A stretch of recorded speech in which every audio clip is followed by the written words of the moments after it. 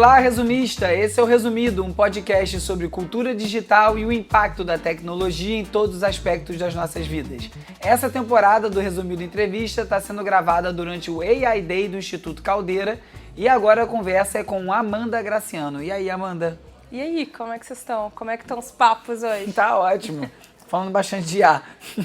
É o tema da vez. Eu vou ler a sua bio aqui para dar uma contextualizada. Obviamente eu não consegui decorar porque é extensa. Então eu vou ler para não cometer nenhum erro. A Amanda é cofundadora da Trama, especialista em inteligência artificial, trabalha ajudando empresas a inovar, a usar tecnologia de forma prática e gerar resultados reais. Tem mais de 10 anos de experiência no ecossistema de startups. Foi uma das líderes da expansão do Cubo Itaú, que cresceu de 190 para 420 empresas e movimentou mais de 5 bilhões de reais em investimentos. Na Trama, ela lidera consultorias, programas de adoção de IA. Ela também é colunista da MIT Technology Review Brasil, do Estadão, escreve as newsletters IAE e Antes do Café. Aí, Cauê, anota pra gente fazer aquele esquema de recomendações. Ela tem mais de 40 mil assinantes. Opa, tá ficando bom, hein? Ela é TEDx Speaker, LinkedIn Top Voice, palestrante em eventos como South by Southwest, Web Summit e RD Summit. Faltou alguma coisa? A gente faz muitas coisas. Eu durmo 8 horas por dia. Tenho Como? Com essa quantidade de coisa? Não, eu durmo 8 horas por dia. E eu fico brincando, tem essa coisa de signo, né? Eu não acredito não, mas hoje eu falei, não preciso comer e eu preciso dormir bem. Uma coisa bem da taurina, parece. Mas eu descanso, eu acho que dormir faz bem pra mim. Eu durmo 7 horas, é tecnológico, não é? É importante. Fala um pouco o que a Trama faz exatamente.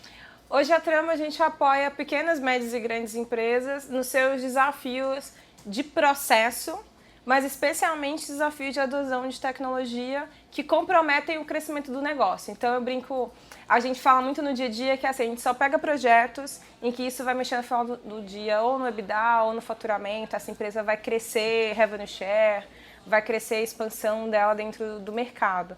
E aí os projetos eles são bem customizados, então a gente tem muitos projetos de adoção de inteligência artificial nesse momento, que no final do dia são projetos de processos, mas a gente também tem muitos projetos sobre letramento digital, o que a gente vai fazer com essa ferramenta e com as outras, né? Porque pensa que há 5 anos atrás a gente passou por um grande processo de transformação digital também, mas assim, aconteceu, nem todo mundo acabou adotando.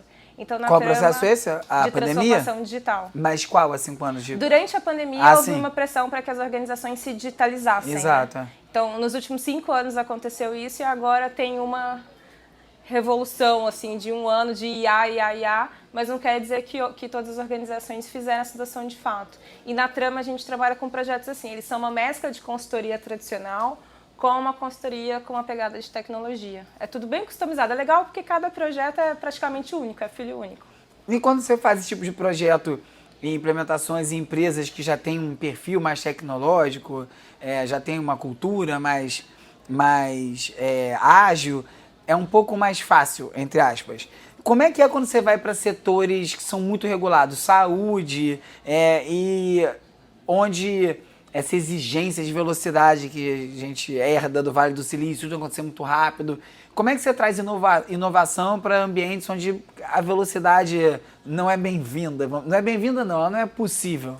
Eu trabalhei com saúde há muito tempo, né? Eu costumo dizer que célula multiplica mais rápido que download de aplicativo, assim. Então é rápido, doença se espalha mais rápido, né? Então tem que ter cuidados. Especialmente nesse momento, ter um mercado bem regulado também contribui com a velocidade da coisa, porque quando ele é regulado, especialmente da saúde, por exemplo, uso de dado da população dos seus pacientes.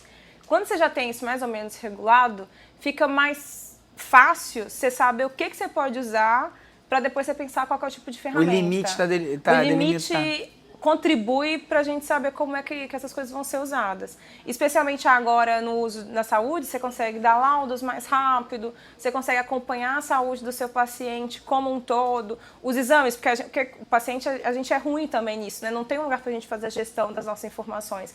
Nós como pacientes, como paciente, nem o hospital. Loucura. Só se você for sempre no mesmo hospital, eles têm lá um apunhado das coisas que você já fez lá. Eu mudei uma vez o laboratório de exame de sangue e voltei pro outro, porque ficou um buraco e não consegui integrar tudo. Eu voltei pro outro que eu nem gostava tanto, mas eu só faço lá agora, por causa disso. E usando uma inteligência artificial, uma ferramenta que consegue analisar melhor essas informações, você consegue ser ainda muito mais preditivo com relação à sua saúde e tomar cuidados antes do que da doença aparecer ou desenvolver. Então, eu acredito que às vezes essa regulação, ela também contribui. Quando as organizações são muito inovadoras, pode ser ótimo, especialmente pela cultura, porque essa adoção de tecnologias que a gente tem feito nessa velocidade tão rápida, ela é mais pela mentalidade daquele time do que necessariamente a ferramenta. Tanto faz se é um Excel, se você está fazendo aquela apresentação no Canva ou no Gamma.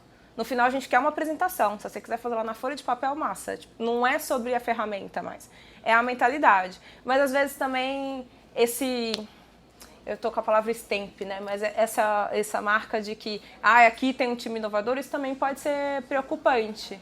Porque está num cenário de que cada semana surgem pelo menos 100 novas atualizações, ferramentas sobre IA. Aí o cara fica perdido. Agora é nessa, agora é nessa, agora é nessa plataforma. Eles ficam num pedestal de que eles são o melhor do mundo e às vezes também se cega, né? Não dá para acompanhar. Humanamente é impossível acompanhar tudo, porque a nossa linha de raciocínio é linear. Biologicamente a gente não pensa exponencialmente. Então é perigoso também se achar a última bolacha do pacote, vamos falar assim. Mas é engraçado o que você falou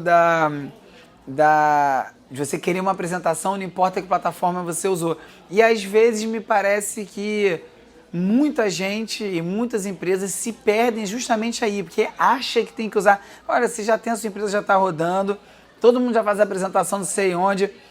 Você não vai ter um ganho tão importante se você trocou pela plataforma que você já usa para uma de IA e a pessoa teme e acaba se embolando. Tem isso também? Um uso desnecessário? Tem. Para mim tem acontecido uma coisa que mais recentemente tem chamado de adestramento. Em vez de a gente fazer um letramento digital e um letramento de IA, a gente está fazendo um adestramento de IA. Então é assim, a organização paga consultorias, etc. Vamos todo mundo aprender a usar essa ferramenta, como se ela fosse a única que desse aquele resultado. E aí você não ensina seu time a pensar e raciocinar com aquela ferramenta, você faz o contrário, você adestra eles. E aí você vai prender eles de novo. Porque às vezes agora eles não sabem mais fazer PowerPoint. Tem um lobby para isso, né? Tem, gigante. É assim que essas empresas crescem. Eu usei exatamente esse termo, adestramento, porque numa entrevista anterior à sua aqui, porque é a sensação que eu tenho, que essas empresas querem criar necessidades, criar hábito. Parece como a gente acabou falando de saúde aqui um pouco, nem sei porque eu perguntei de saúde aquela hora, pra falar a verdade, mas por que eu usei esse exemplo? Mas na saúde, a gente tem os vendedores dos grandes laboratórios que vão lá no médico levando o brinde. Já foi pior. Já foi pior. E é super controverso esse tipo de divulgação, né? Enfim, aí tem presentes para o cara receitar determinado remédio. O paciente nem sabe desse processo todo, mas não é muito diferente, né? Essas empresas usa esse, só que eles não vão mais só no médico, eles vêm na gente, na ponta final, né? Bombardeando o que a gente precisa usar. E vem muito, vamos pensar em grandes estruturas, né? Em organizações que você tem hierarquias muito grandes. Uma galera diretor, uma galera gerente, uma galera... O que se começa a fazer também na literatura, quando a gente estuda sobre liderança e gestão de times no geral, quem manda na organização é o middle management, são os gerentes.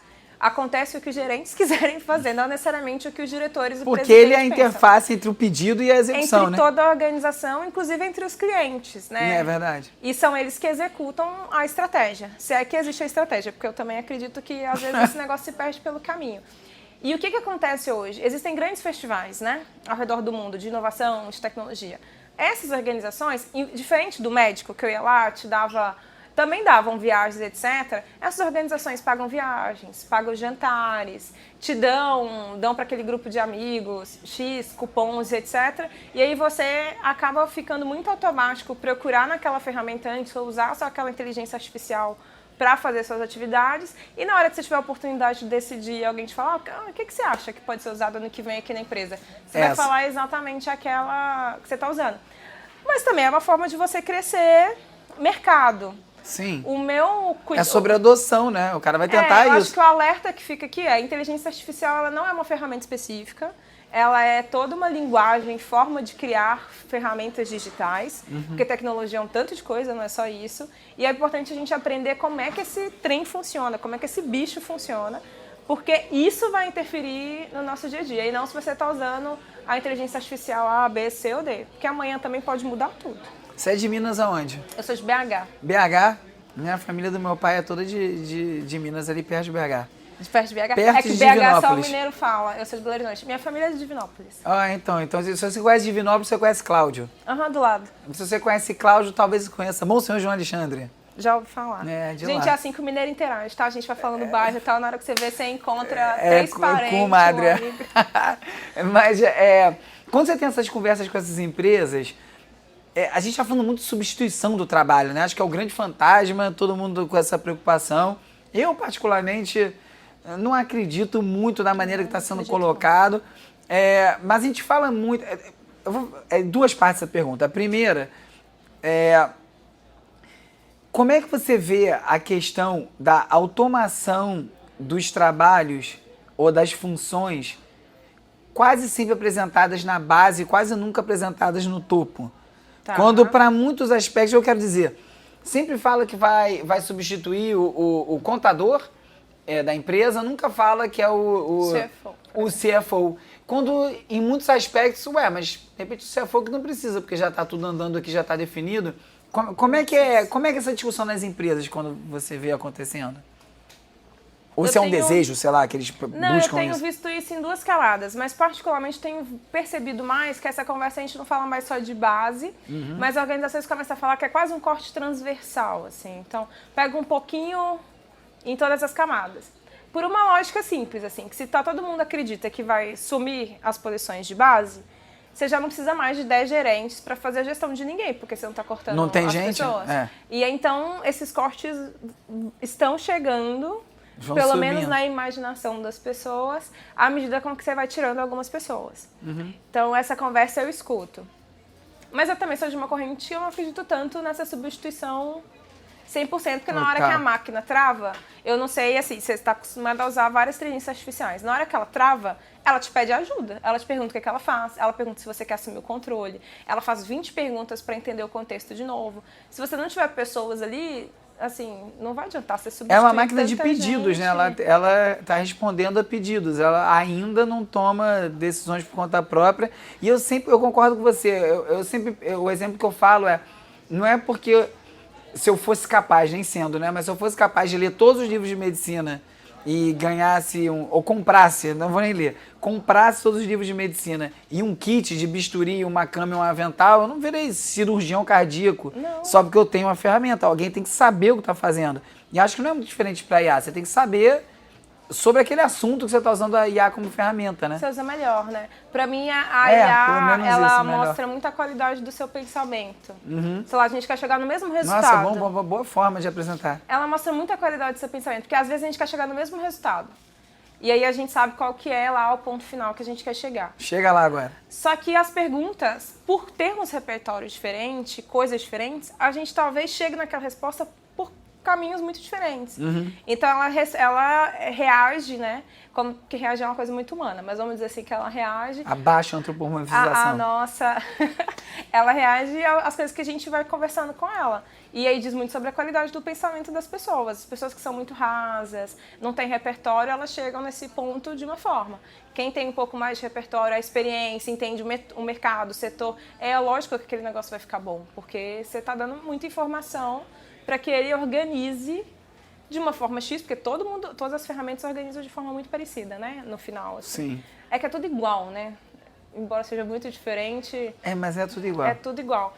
E aí depende da qualidade do time. Eu tenho um amigo que ele brinca e fala assim, ó, quem é ruim vai ser ruim mais rápido e quem é bom vai destacar muito. As pessoas que são de fato geniais, porque tem gente que é diferenciada mesmo. Sim. Essas, usando inteligência artificial, a gente vai ver que vai descolar mais rápido da média. Que provavelmente está usando para tirar algum atrito, não é para ter a solução, né? É uma coisa que ele já sabe, só quero que acelere, né? Pra mim tem um uso muito interessante da inteligência artificial, que é a minha linha de raciocínio ela não é linear, nunca foi. Isso sempre foi um desafio, especialmente no mundo corporativo. Porque o mundo corporativo, especialmente quando você está no middle management, seu trabalho é gerir pessoas, fazer a apresentação, né, e entregar frameworks. Tudo isso é meio linear, assim, é um quadradinho, conecta no outro e tal. E a minha linha de raciocínio, ela não é assim. Eu geralmente penso no negócio no final e volto e tenho que descobrir como que explica e tal. Então eu tive algumas dificuldades ao longo do caminho e me comunicar virou uma excelente alternativa para eu conseguir explicar tudo que estava na minha cabeça, porque eu penso muito mais rápido. Não mais rápido que a média, mas eu penso mais rápido que eu consigo falar. E aí, usar a inteligência artificial é muito legal. Porque eu já conto para ela tudo que eu quero, inclusive e tudo errado, qual fora que é de ordem. Fora da ordem. E eu peço, olha, o público é esse. Organiza eu para mim. preciso que ele entenda dessa forma, então me ajuda a organizar. E aí é genial, porque é um processo que eu demoraria 3 dias, uma semana. Esse para mim é o uso perfeito de mim, IA. É o que melhor eu faço, é esse. Eu consigo ter um bom resultado se tudo do pedido saiu da minha boca. Tipo, eu gosto do áudio do ChatGPT. Ficar falando e organiza isso que eu falei. Não quero saber nada que você achou, onde você procurou. Eu só quero que você organize isso aqui que eu falei dessa forma. E acaba facilitando para isso, né? Especialmente quando você tá lidando... Você entende qual que é a forma que o público final que você vai interagir pensa.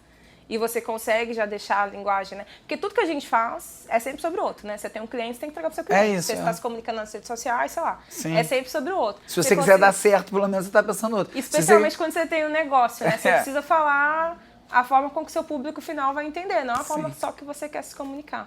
Então, eu acho, para mim, o melhor uso da inteligência artificial é essa. Mas tem um outro caso, quando a gente fala de pessoas, que é a IA ela é uma ótima ferramenta para automatizar processo. Porque processo tem passo a passo. E aí, o grande medo das pessoas talvez seja esse, porque a galera ficou muito boa em processo e muito ruim de gente. Manda a IA lá fazer uma gestão de um time, 10 pessoas, geração diferente. Vai descobrir que o cara brigou com um amigo ontem, que o time perdeu e tá sem cabeça. Mas e fazer a gestão de processos dá. Sim. Assim, pagamentos acontecem no Brasil, na contabilidade, dia 15 é uma coisa, dia tal você emite outra não. Tem várias coisas que são só processuais. Realmente essas, eventualmente, a gente vai acabar substituindo por uma máquina. E o que você vê de demanda nas empresas, conversando com as empresas? De demanda processos, especialmente as empresas que são muito grandes, por lidar por um volume muito grande de informação e etc. Eu vejo uma curiosidade, às vezes barra desespero, que é como que a gente lida com essa ferramenta.